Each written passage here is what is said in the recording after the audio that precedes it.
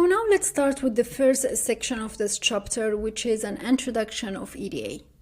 So in this section, we're going to go through the definition of EDA. We're going to understand why EDA is important. We're going to have an overview of EDA process. Then after that, we'll discuss a real business use case so you can have a better understanding of EDA. And then after that, we can have a summary or a takeaway. So EDA, what is EDA or what is exploratory data analysis? EDA, it's the process of analyzing the data so you can extract some information from that data. In another word, EDA, it's the process of creating a definition of the data, fixing any problem that exists in that data, analyze the data, then extract some insights from that data. And maybe you can share that insight with the business team, or you can create some machine learning modeling using that data. It's very important to actually fix the data before you generate insights from the data. It's also very, very important to get yourself familiar with the data before again you create or generate any insights from that data. And again, like I mentioned, you can use the data in any machine learning model.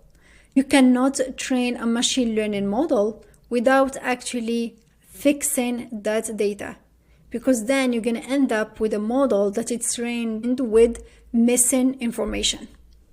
So this is why EDA is very important. To understand this better, let's look at this example. So imagine the business team reached out to you. They said that they have a problem in their e-commerce websites. And then they are looking for help from you. They want you to help them understand why there is a big drop in sales in their e-commerce websites. So this data exists somewhere in Excel sheet. You have to do some analysis on that data and extract some information or insights from the data, or maybe use that data in any machine learning modeling. Now this is your first time seeing this data. How are you going to start? So the first thing here is to get yourself familiar with the data. So I have this table. So this table actually shows the number of visits or the daily number of visits, the daily bounce rate, sales, conversion, number of orders, number of product page visits. So this is some metrics of this e-commerce website. So the first step here is to understand the definition of each column in this data. What is the bounce rate, for example?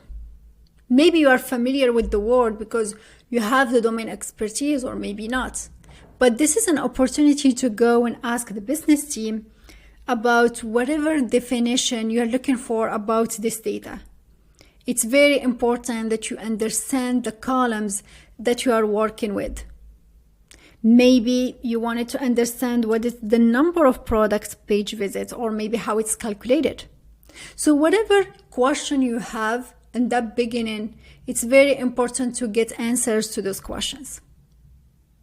Now, maybe you understand your data better. Then you're going to dive deeper to fix any issues in this data. For example, in the beginning of January, the 1st of January 2024, here I have the number of visits that it's 0. Maybe just during that day, we didn't get any visits to this website. But then if I look at the number of sales, it's actually positive. And then if I look also at the number of orders, it's positive. It means during that day, I got some visits to the website and some sales and orders, which means the information here of having 0 visits, it's wrong. It's a missing information here. I need to fix it because it's not real. So this is one of the cases when you need to actually fix the issues that exist in your data. We can take another example. If you look at the 5th of January, I got the number of visits, it's 10K. So 10K, it's a good number. It means that the website got a very good number of visitors. Maybe it's something positive, but looking at the number of visits before that day, so the average was maybe like around 1800, maybe. That's the average. So if we compare 1800 with 10K, this is a huge difference. So I have to go to the business team and ask, did you run maybe in a promotion during that day? That's why we got just a higher number of visits. Maybe the answer is yes, which means you got the explanation why there is this higher number of visits, much higher than the average. Or maybe there is nothing actually different during that day. There is no events, there is no promotions, there is no vacation, there is no holidays during that day. So there is a list of things that you can ask to understand why we got this high number of visits. And then from there, you're gonna decide if it's actually a correct information. So yes, it's 10K of visit during that day, or maybe it's not a correct information and then you have to fix it.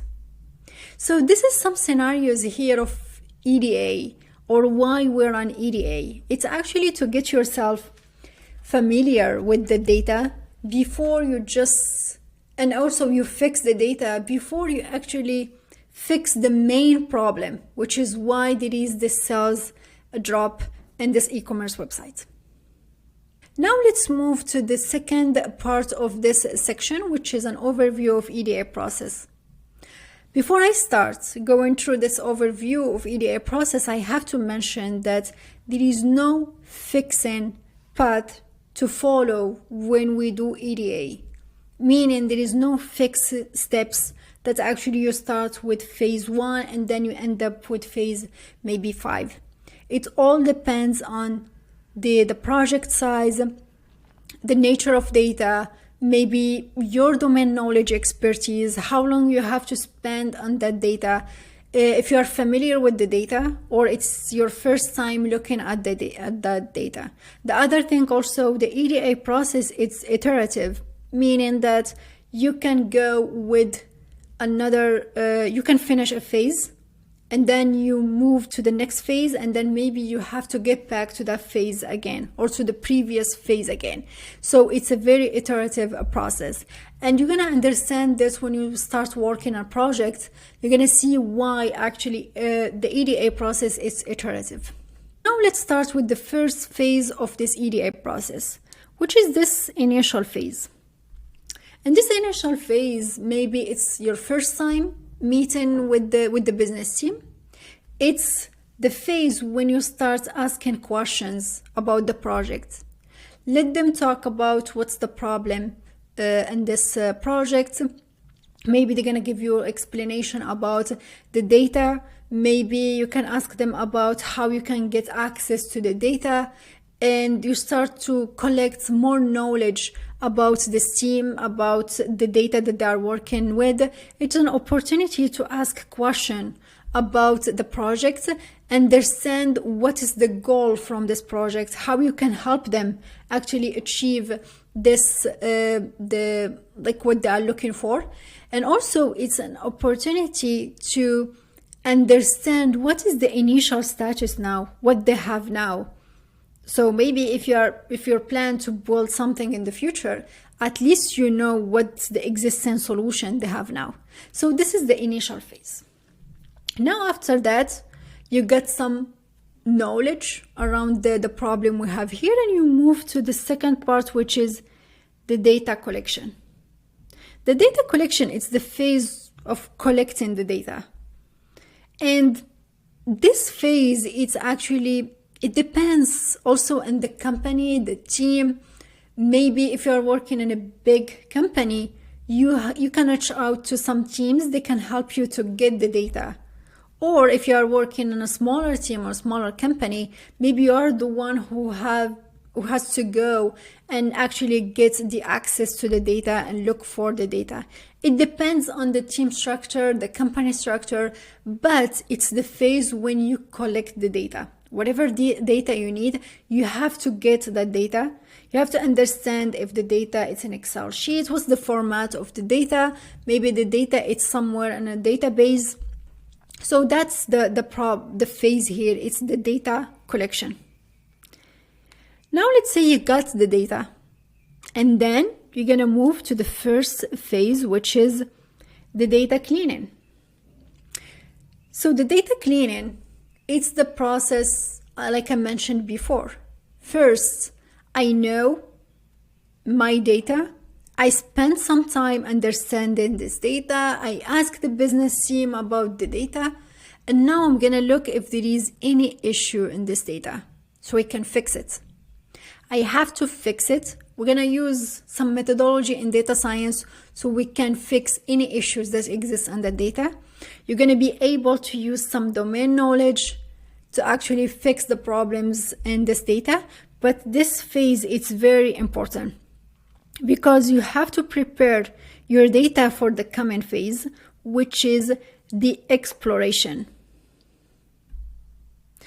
During this exploration, it's now you have your data clean and everything. Now you're gonna start to understand what is the relationship between the different columns, what is the distribution maybe of a specific column, if there is any trend that you have in a specific column, anything that actually you can check. It's more in this phase you really have to be very curious so you can look if there is anything in the data that actually you can use it so you can solve the problem you have at the end, which is like the example I gave before is why we have this sales drop in e-commerce website, for example. So yeah, this is the exploration phase. It's to understand if there is any trend, relationship between the different features. Also for one specific features, what is the average of the features? What's the mode? What is the median value? So yeah, it's a list of maybe like a calculation and exploration so you can find if there is any relationship between features. Now we're gonna move to the fifth phase, which is the hypothesis. The hypothesis by itself is another chapter in this course. So we're not gonna dive deeper into this hypothesis, but the idea here is if you run an exploration and then you have a hypothesis about a specific event, maybe there is, when there is a bounce rate, when the bounce rate, for example, it's higher, there is a drop in sales.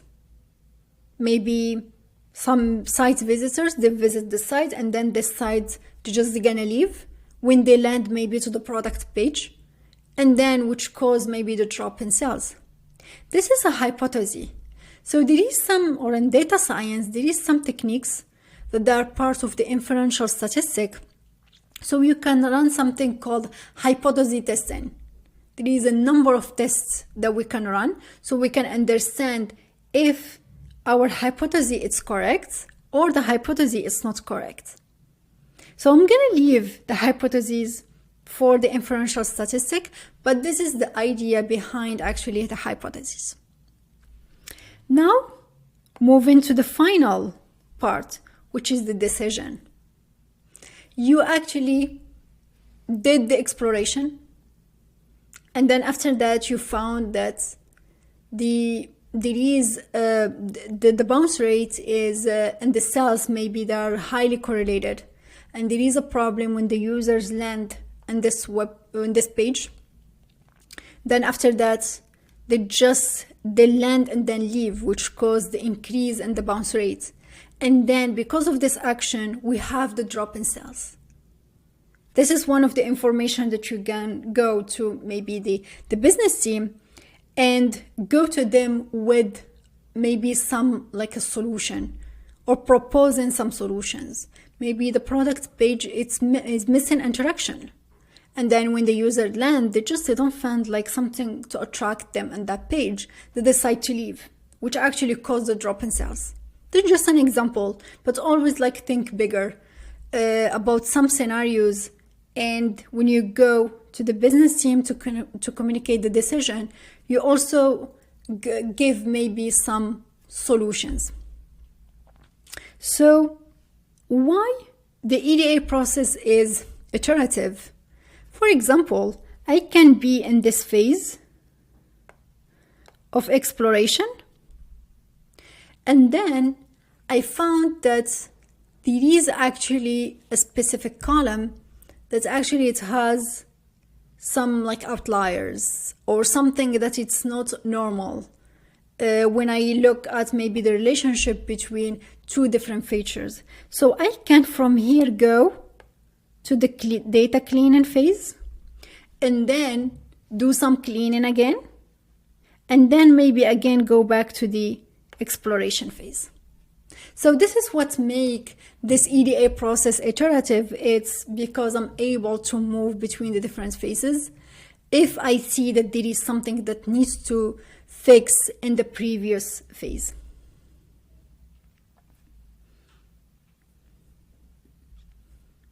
Now let's look at some real business use case. This is something that's maybe going to give us like a better understanding about how EDA is actually very useful for the business. So let's say I have a retail company.